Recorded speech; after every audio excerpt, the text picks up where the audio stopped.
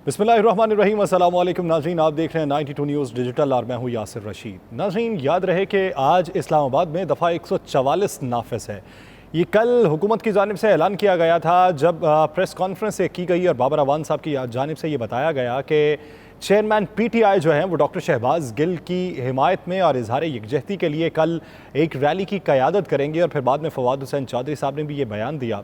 तो उसके बाद चेयरमैन PTI ने ख़ुद भी ये कहा। तो वफाकी हुकूमत ने यह फैसला किया कि इस्लामाबाद में दफ़ा 144 का नफाज कर दिया जाए। यानी आप मुल्क के तूल ओवर्स में अगर आप रैलीज़ निकालना चाहते हैं तो आप निकाल लें, लेकिन इस्लामाबाद में आप रैली ना निकालें। तो इसी वजह से रैली से रोकने के लिए दफ़ा 144 का नफाज हुआ और उसका नतीजा आज आपने देख लिया कि अवाम की एक बड़ी तादाद पहुँची और बड़ी तादाद ने 0 पॉइंट से लेकर F9 पार्क की तरफ मार्च किया और वफाकी हुकूमत किसी भी जगह दफ़ा 144 के रेट को कायम न कर सकी। वजूहात क्या हैं? वफाकी हुकूमत ने शायद ये समझा था कि 25 मई वाला जो हमने ट्रेंड सेट कर रखा था, वो ट्रेंड के बाद अब अवाम जो हैं कहीं पर अगर उन्हें कदगन का सामना होगा, किसी जगह पे उन्हें ये पता होगा कि यहाँ पे हमें कानूनी कार्रवाई का सामना करना पड़ सकता है या रिटेलिएशन दूसरी तरफ से हमें देखने में आ सकती है, तो वहाँ पर अवाम कम आएंगे और माजी की निस्बत कम आएंगे, जिससे हम ये तासुर दे पाएंगे कि पाकिस्तान तहरीक इंसाफ के कुछ इक़दामात की बदौलत और उनके रहनुमाओं के कुछ बयानात की बदौलत PTI की जो तशहीरी मुहिम है उसको भी सबूताज कर दिया गया है और उसके बाद PTI की मकबूलियत में भी कमी वाक़ हुई है। लेकिन नताइज इसके बरक्स देखने को मिले। अवाम की एक बड़ी तादाद पहुँचे और अवाम की बड़ी तादाद ने रैली की क़यादत चेयरमैन PTI जो कर रहे थे उसमें F9 पार्क की तरफ मार्च किया। अब इसमें देखना ये है कि चेयरमैन PTI ने आइंदा के जो गोल सेट किए हुए हैं उसमें वो किस हद तक कामयाब हो जाएंगे। माजी करीब के अंदर अगर आप ये देखिए कि पाकिस्तान तहरीक इंसाफ की तरफ से एक ही मुतालिबा था कि फौरी तौर पर इलेक्शन करवाए जाएं, बसूरत दीगर हम मार्च करेंगे और हम धरना दे के बैठ जाएंगे। लेकिन रफ्ता रफ्ता PTI जो है अब उस नैरेटिव से पीछे आती भी दिखाई दे रही है और नैरेटिव में कुछ तब्दीली भी दिखाई दे रही है जो किसी सियासी मंतिक और सियासी मसलहत का नतीजा दिखाई देती है। जिस तरह चेयरमैन PTI का ये कहना था कि अगर हम चाहें तो इस्लामाबाद को बंद कर सकते हैं, लेकिन हम इस्लामाबाद को बंद नहीं कर रहे। तो उनका ये भी कहना था कि अगर इंतखाबात ताख़ीर से होते हैं तो उसका फ़ायदा भी हमें ही होगा। तो ये एक बुनियादी नुक्ता आवाम की समझ में आ जाना चाहिए कि आने वाले दिनों में पाकिस्तान तहरीक इंसाफ जो है उसे ये मंजरनामा वाज़े दिखाई दे चुका है कि मौजूदा हुकूमत जो है ये मुआशी गर्दाब से नहीं निकल पाएगी। हमारा नैरेटिव मजबूत है और उसी की मजबूती की बुनियाद पे हम जब भी इलेक्शन में जाएंगे हमें उसका जो समर मिलेगा वो जीत की सूरत में ही मिल सकता है और वो दो तिहाई सूरत में ही मिल सकता है। इसी वजह से पाकिस्तान तहरीक इंसाफ का जो हार्ड स्टैंस था री इलेक्शन के ऊपर और नए इलेक्शन के ऊपर, वो अब कुछ हद तक कम पड़ चुका है, नरम पड़ चुका है और उसकी निस्बत वो किसी और गोल के ऊपर अपनी निगाहें मरकूज़ कर चुके हैं। अब उनका ये मानना है कि हम एक बड़ी तब्दीली जो होने जा रही है मुल्क के अंदर, हम उसके बाद भी फैसला कर सकते हैं। वो ये भी मानते हैं कि इस वक्त मौजूदा सूरत हाल में वफाकी हुकूमत की जो कारकर्दगी है वो वफाकी हुकूमत की कारकर्दगी उसी के गले का तौक बन जाएगी। वो ये भी समझते हैं कि वफाकी हुकूमत कहीं ना कहीं हमसे टेबल टॉक ज़रूर करेगी और इसके लिए वो कोशिशें भी कर रही है। तो इसलिए उन्हें हर तरफ से विन विन सिचुएशन दिखाई देती है, जिस वजह से वो ये समझते हैं कि अवाम को अगर बूस्टअप करके रखना है तो नए इंतखाबात के बाद ये जो मकबूलियत है, क्योंकि जब भी कोई हुकूमत बरसरे इक़्तिदार आए तो रफ्ता रफ्ता उसका मोमेंटम एक टूटता है जो आपने सियासी तौर पे अवामी मुहिम के नतीजे में बनाया हो। तो वो ये समझते हैं कि अगर हम यही मोमेंटम एक साल मज़ीद भी बढ़ा लें तो इसका फ़ायदा हमें मुस्तकबिल में बहुत ज़्यादा होगा और अगर हम अभी इंतखाबात पे भी चले जाएँ तो वक्ती तौर पर जो फ़ायदा है ही है, लेकिन मुस्तकबिल की हिकमत अमली ज़्यादा तरतीब देने की कोशिश की जा रही है। अब दूसरी बात है डॉक्टर शहबाज गिल के हवाले से। डॉक्टर शहबाज गिल के हवाले से वफाकी वज़ीर इत्तलात मरियम औरंगज़ेब साहिबा ने एक प्रेस कॉन्फ्रेंस की और उसमें उन्होंने बहुत सारी बातें की कि हमने वो कुछ अकाउंट्स भी देखे हैं जिन्होंने इल्ज़ामात लगाए हैं कि डॉक्टर शहबाज गिल के ऊपर तशद्दुद किया गया है। उनका ये कहना था कि शवाहिद के लिए अब हम तहकीकात भी करेंगे कि जिन्होंने इल्ज़ामात लगाए हैं उनके पास शवाहिद किस हद तक हैं। फिर एक तस्वीर का जिक्र हो रहा है बहुत सोशल मीडिया के ऊपर। वो तस्वीर एक बरहना तस्वीर है और वो देखने लायक नहीं है, लेकिन वो फिर भी गर्दिश कर रही है, मुख्तलिफ व्हाट्सएप ग्रुप में भी वो भेजी जा रही है, जिस पे ये बात की जा रही है कि ये डॉक्टर शहबाज गिल हैं। वो उसकी एक तस्हीह किसी जानिब से हो भी चुकी है। वो ये कहते हैं कि ये डॉक्टर शहबाज गिल नहीं है, बल्कि ये वो मुजरिम था, वो मुलजिम था जिसने बच्चे के साथ ज़्यादती की थी और उसके बाद लोगों ने पकड़ के उसे मारा पीटा था। तो अस्पताल में जब उसे पहुंचाया गया, ये तब की उसकी एक वीडियो है जिसका एक हिस्सा काट के सिर्फ तस्वीर के तौर पे आवाम को दिखाया जा रहा है। ये डॉक्टर शहबाज गिल नहीं है। इस हद तक ये मौक़िफ़ दुरुस्त दिखाई देता है कि वो वाकई डॉक्टर शहबाज गिल दिखाई नहीं देते। अब दूसरी तरफ जो इल्ज़ामात की बात हो रही है, कुछ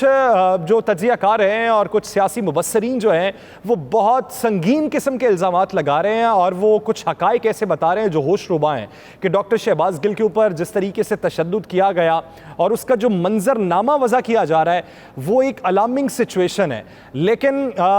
अगर किसी सबूत को ना होने की बुनियाद पे भी आप इस तरह का प्रोपेगेंडा कर रहे हैं तो ये आपके गले पड़ेगा। अगर इसमें सबूत हैं तो फिर उन किरदारों को करार वाकई सज़ा देनी चाहिए जो इस तशद्दुद में मुलव्वस हैं, और अगर सबूत नहीं है तो फिर उसकी वजाहत भी आनी चाहिए जो तशद्दुद को लेकर अपने बयानात दे रहा है। ये किसी के साथ भी हो, जिस तरह आप ये देख लीजिए कि पाकिस्तान मुस्लिम लीग नून के कई रहनुमाओं को भी पकड़ा गया था और उन पर भी तशद्दुद किया गया था, लेकिन कुछ खबरें मंजर-ए-आम पे आई, कुछ खबरें नहीं आई, कुछ खबरें ज़ाती तौर पे उन अफराद की जानिब से छुपा ली गई जिन पर तशद्दुद हुआ था। वो ये समझते थे कि सियासी अमल के दौरान इस तरह के तशद्दुद का सामना करना पड़ता है, लेकिन उन्होंने किसी मसलहत के तहत ज़बानबंदी कर ली। लेकिन अब की बार अगर किसी पे तशद्दुद हुआ है और वो तशद्दुद के हक़ाइक़ भी किसी के पास मौजूद हैं तो वो हक़ाइक़ मंजर-ए-आम पे आने चाहिए और उस पर वफाकी हुकूमत का मौक़िफ़ भी आना चाहिए, पुलिस का मौक़िफ़ भी आना चाहिए। और अगर वो शवाहिद ठीक नहीं है तो तब भी बात खुल के वज़ा होनी चाहिए कि असल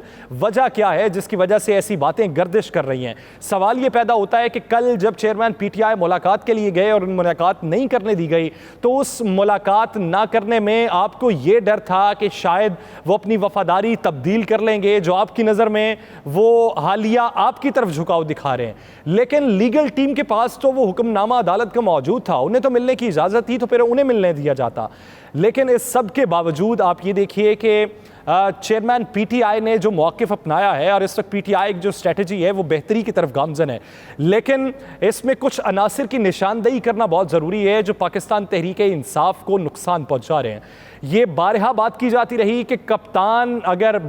सही है, कप्तान अगर खड़ा है और कप्तान अपने मौक़िफ़ पर डटा हुआ है तो कप्तान को अपने इर्द गिर्द भी नज़र दौड़ानी चाहिए कि उसके जो हरकारे हैं, उसकी जो टीम है, उसमें कितने अफराद ऐसे हैं जो कप्तान के साथ मुखलिस हैं, कितने अफराद ऐसे हैं जिनकी वफादारियाँ किसी और तरफ नहीं हैं, और कितने अफराद ऐसे हैं जो कुछ बयानात के ज़रिए पार्टी को नुकसान पहुँचाना चाहते हैं। ये बारहा निशानदेही होती रही है। अब हालिया भी कुछ कारकुनान की जानिब से कैंपेन चलाई गई और उस कैंपेन के ऊपर PTI ने अपनी वजाहत भी पेश की थी, असद उमर साहब ने भी वजाहत पेश की थी, जिस पे हालिया वफाकी हुकूमत की एक कमेटी तहकीक कर रही है। कुछ अकाउंट्स मंजर-ए-आम पे आए हैं जिन्होंने एक इदारे के खिलाफ मुनज़्ज़म कैंपेन शुरू की थी, जबकि PTI के सेक्रेटरी जनरल